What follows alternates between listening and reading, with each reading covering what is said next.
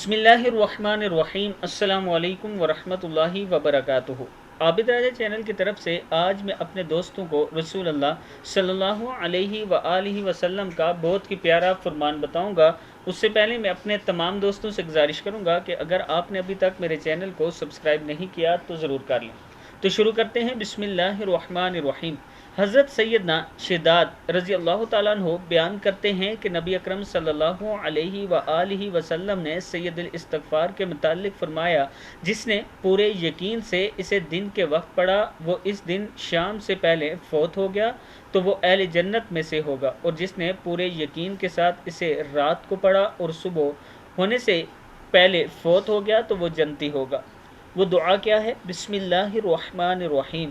اللہم انت ربی لا الہ الا انت خلقتنی وانا عبدک وانا علی عہدک ووعدک ما استطعت اعوذ بک من شر ما صنعت ابوء لک بنعمتک علی وابوء بذنبی فاغفر لی فإنہ لا یغفر الذنوب الا انت۔